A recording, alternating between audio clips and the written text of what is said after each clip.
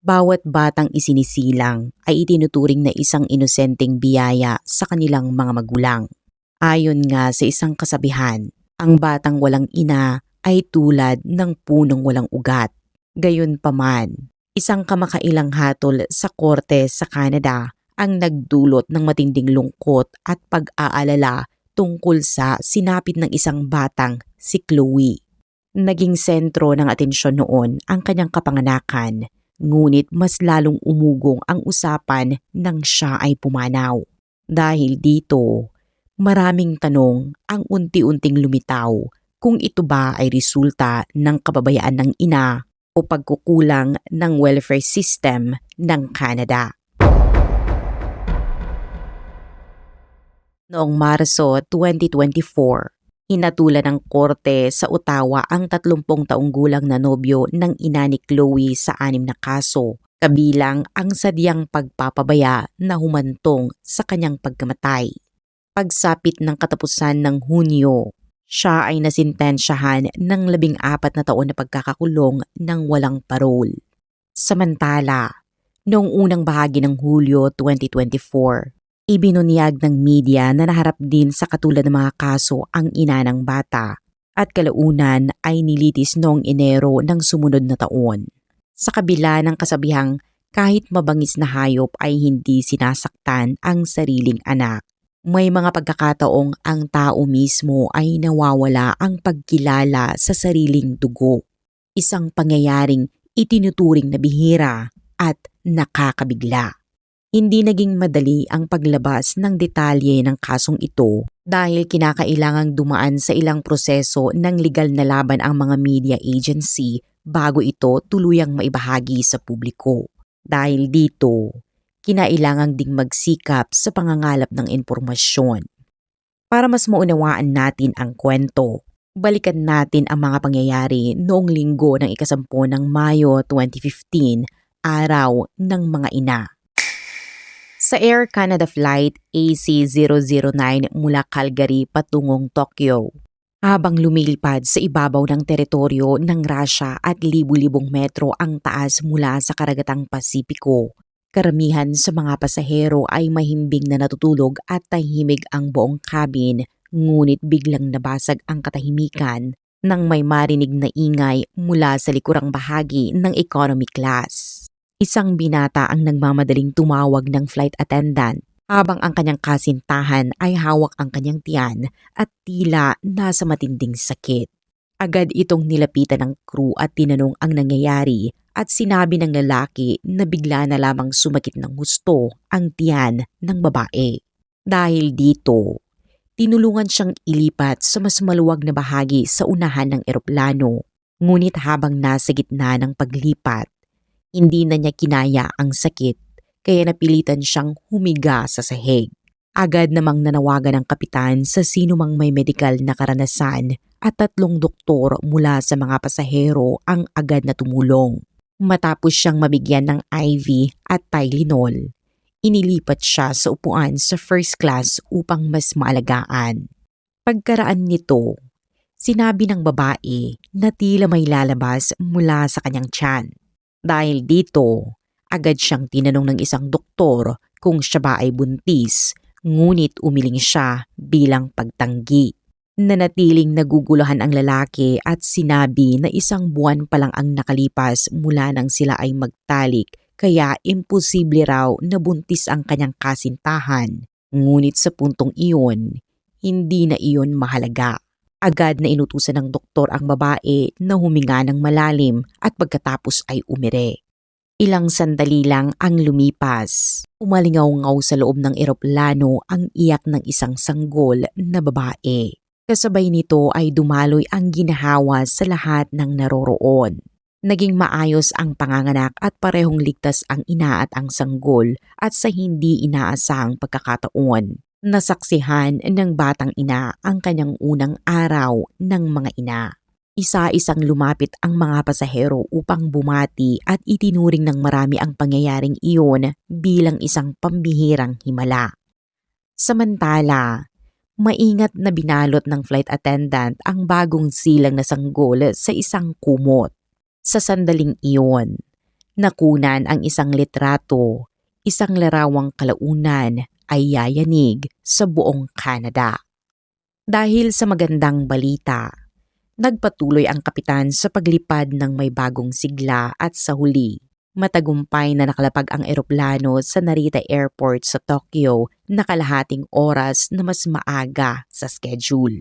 Bago pa man ang paglapag, naabisuhan na ang medical team sa Japan at agad nilang inasikaso ang ina at ang sanggol.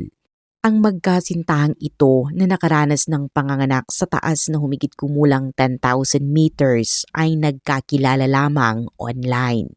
Halos isang taon pa lamang silang magkarelasyon at magkasamang naninirahan sa Victoria, British Columbia ng Canada. Ang kanilang biyahe ay para bumisita sa kamag-anak sa Japan at ang kanilang pamasahe ay sagot pa ng pamilya ng babae.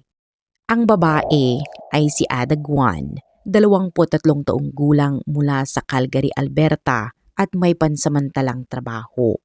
Samantala, ang lalaki ay si Wesley Branch, 24 na taong gulang mula sa Penticton, British Columbia na dating empleyado ng isang moving company at kasalukuyang walang trabaho. Pinangalanan nilang Chloe ang sanggol na unang apo sa pamilya ng lalaki. Lubos naman ang tuwa ng mga magulang ni Wesley nang mabalitaan ang balitang ito. Gayunpaman, may isang detalyeng napansin ng ilang mapanuring tao. Sa mga panayam sa media, si Wesley ang madalas magsalita habang si Ada ay sumasagot lamang kapag direktang tinatanong. Dahil dito, madalas ding makita si Wesley na siya ang may hawak sa sanggol.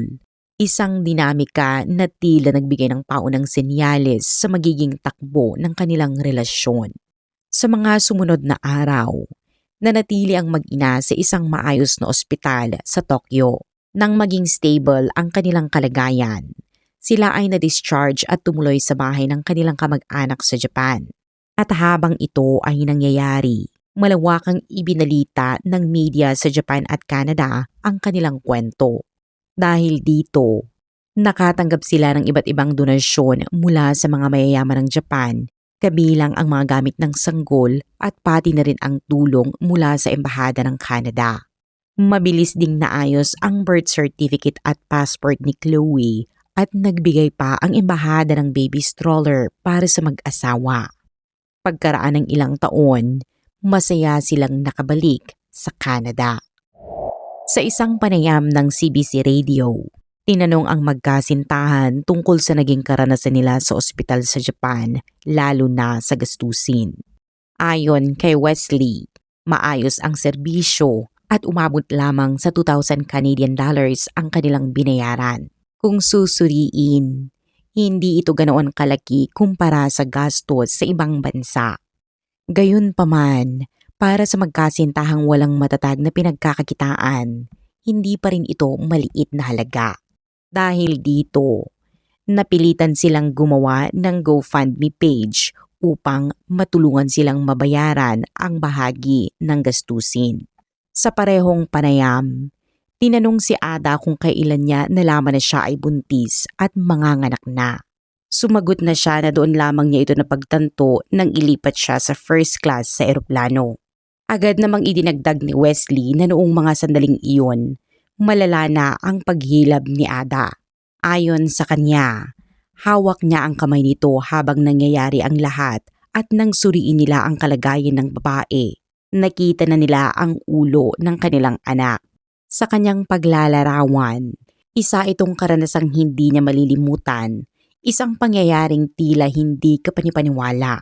Dagdag pa ng lalaki na doon niya tuluyang napagtanto na siya ay magiging ama na.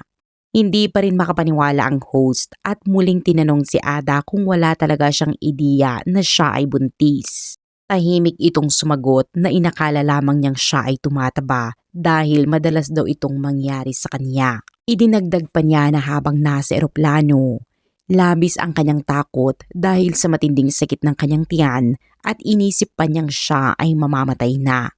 Pumasok sa usapan si Wesley at sinabi na may hinala rin siya na may kakaiba. Ngunit ilang linggo bago ang biyahe ay nagpates si Ada at lumabas na 99.9% na siya ay hindi buntis. Sa kabila nito, iginit niyang isang himala ang nangyari at ipinahayag ang kanyang saya at pagmamalaki sa kanilang anak. Sa huli, tinanong ng host si Ada kung ano ang pakiramdam ng biglaang pagiging ina at napansin nilang ilang beses siyang tumingin kay Wesley bago sumagot at sandali silang nagkatinginan. Yumakap si Wesley sa kanya at saka lamang sinabi ni Ada na sila ay masaya at handang tanggapin ang anumang pagsubok. Idinagdag naman ni Wesley na gagawin niyang lahat upang mapangalagaan ang kanilang maliit na pamilya. Samantala, ayon sa patakaran ng Air Canada, pinapayagan ang mga buntis na bumiyahe kung wala silang history ng maagang panganganak at hindi lagpas sa 36 weeks. Karaniwan, ang panganganak sa pagitan ng 38 hanggang 40 weeks ay itinuturing na full term kaya nananatiling hindi malinaw kung si Ada ay pumasok sa kategoryang ito. Bagamat sinabi ni Ada na paminsan-minsan siyang nakakaranas ng pananakit ng tiyan, hindi ito natukoy ng kanyang doktor bilang senyalis ng pagbubuntis sa mga regular na check-up. Dahil din sa kanyang maliit na pangangatawan, walang nakapansin maging ang ground staff sa paliparan na siya ay buntis. May mga ulat pa na nagtansya na maaaring nasa ika-37 weeks na siya noong nangyari ang insidente. Sa kabila ng lahat, nagpaabot ng pagbati ang airline sa kanya at sa kanyang pamilya. Gayunpaman, may isang news program na nagbiro na bagamat malusog ang sanggol, maaaring kailangang magbayad ng dagdag ang ina dahil sa extra carry-on luggage. Agad na naging usap-usapan ang pangyayaring ito sa Canada dahil napakabihira ng panganganak sa loob ng eroplano. Ayon sa mga tala, ang unang naitalang ganitong kaso ay noong 1929 sa Florida at mula 1929 hanggang 2018. Umabot lamang sa 74 ang naitalang panganganak sa commercial flights na katumbas ng halos isa sa bawat 26 milyon na pasahero. Sa mga kasong ito, may 3 sanggol na hindi nakaligtas. Ipinapakita nito kung bakit mahigpit ang patakaran ng mga airline sa mga buntis na malapit ng manganak. Sa mataas na altitude, manipis ang hangin at hindi ito angkop para sa paghinga ng bagong silang. Bukod pa sa sensitibo ang kanilang pandinig sa pagbabago ng pressure. Dagdag pa rito, limitado ang kakayahang medical sa loob ng eroplano na kulang sa kagamitan at eksperto. Bagamat maaaring kayanin ang normal na panganganak, magiging lubhang delikado ang operasyon tulad ng cesarean section para sa ina at sanggol. May isa pang komplikasyon at ito ang usapin ng nasyonalidad. Itinuturing na bahagi ng bansang pinagmulan ang eroplano, ngunit ang himpapawid na dinaraanan nito ay saklaw ng iba't ibang bansa. Dahil dito, maaaring magkaroon ng kalituhan sa citizenship ng mga sanggol na ipinanganak sa ere. Sa kaso ni Chloe, malinaw na siya ay Canadian, ngunit ayon sa ilang abogado, kung siya ay ipinanganak sa himpapawid ng Estados Unidos, maaaring maging karapat-dapat din siya sa citizenship doon. Sa simula, tila sinuwerte si Chloe, ngunit walang nakapaghanda sa mga pagsubok na haharapin niya pagbalik sa Canada. Ayon sa ina ni Wesley, hindi pa handa ang magkasintahan sa responsibilidad ng pagiging magulang. Kulang sila sa kaalaman sa pag-aalaga ng sanggol at madalas silang magtalo dahil hindi nila naunawaan ang pangangailangan ng bata. Wala pang 1 buwan si Chloe nang hilingin ng isang social worker sa British Columbia sa ina ni Wesley na tulungan ang magkasintahan sa loob ng 1 linggo. Pumayag ito at tumuloy sa bahay ng dalawa sa Victoria upang magbigay ng gabay. Ngunit sa kanyang pananatili, may isang pangyayaring labis niyang ikinagulat. Hiniling umano ni Wesley na siya muna ang mag-alaga kay Chloe sa loob ng 1 buwan upang makapagbakasyon silang magkasintahan. Doon niya napagtanto na may problema sa kanilang pag-uugali at maaaring ito ay humantong sa mas malalang sitwasyon. Matapos ang isang linggong pagtulong, umalis siya at bumalik sa kanilang tahanan. Hindi nagtagal. Noong Agosto ng 2015, 3 buwan matapos ipanganak si Chloe, lumala ang pagtatalo ng magkasintahan hanggang sa umabot sa puntong may banta ng karahasan. Dahil dito, kinailangan ng umaksyon ang welfare agency ng British Columbia at pansamantalang kinuha si Chloe mula sa kanilang pangangalaga at inilagay sa foster care. Pagsapit ng huling bahagi ng 2015, naghiwalay sina Ada at Wesley. Bumalik si Ada sa Calgary kung saan siya lumaki, kaya inilipat ng welfare agency ng British Columbia ang pangangalaga kay Chloe sa Alberta. Noong unang bahagi ng 2016, opisyal na inako ng welfare agency ng Alberta ang guardianship ni Chloe. Gayunpaman, hindi pa rin dito natapos ang kanyang pinagdadaanan. Ang ama ni Ada na si Sam Guan at ang kanyang stepmother na si Lily Wang ay matagal ng kasal at naninirahan sa Calgary. May 3 anak si Lily mula sa naunang relasyon at isa sa mga ito ay si Bas Wang, ang naging tagapagsalita ng pamilya sa kasong ito. Ayon kay Bas, inilagay si Chloe sa pangangalaga nina Sam at Lily. Noong una, kapansin-pansin ang pagiging mahiyain at madaling matakot ng bata na nagpapakita ng kawalan ng seguridad. Ngunit sa paglipas ng panahon, unti-unti siyang nagtiwala at nagsimulang magbukas sa kanilang pag-aaruga.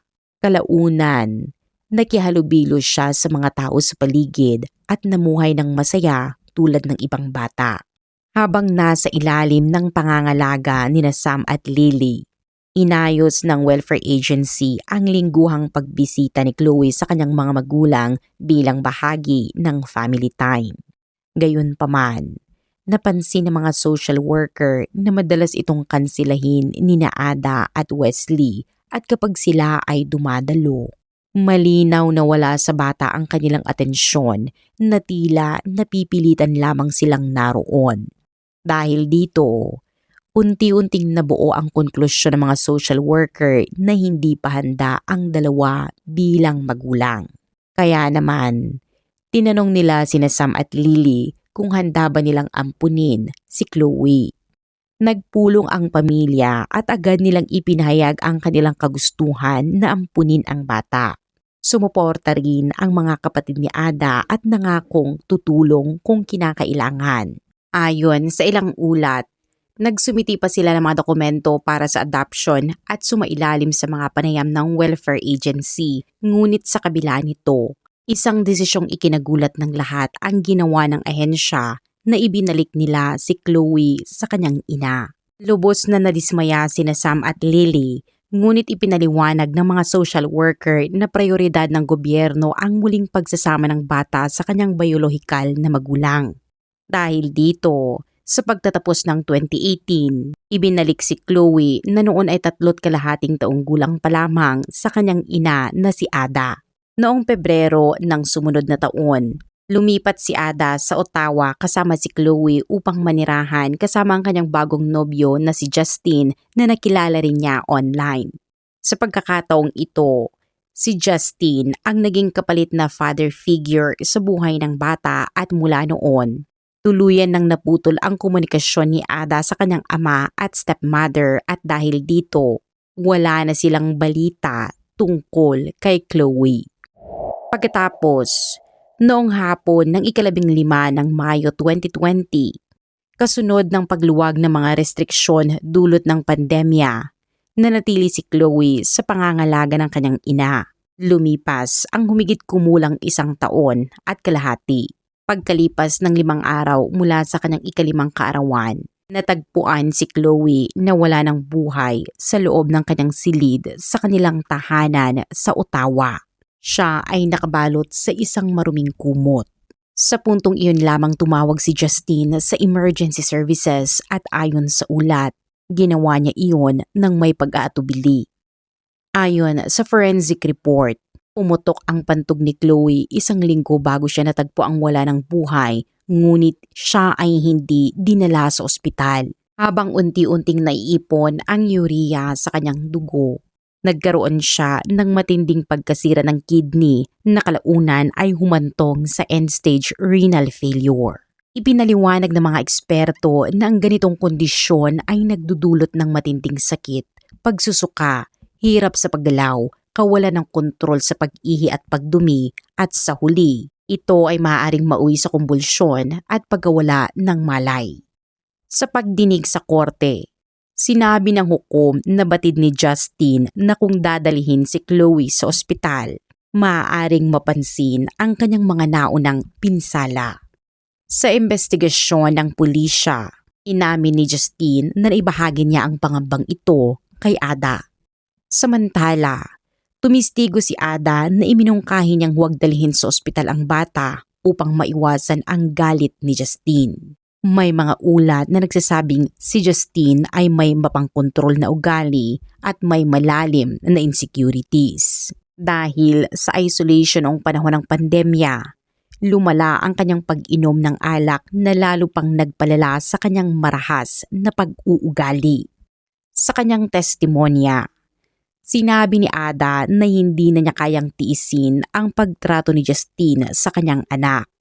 Gayunpaman, tuwing sinusubukan niyang magkipaghiwalay, binabantaan umano siya nito na papatayin silang mag-ina.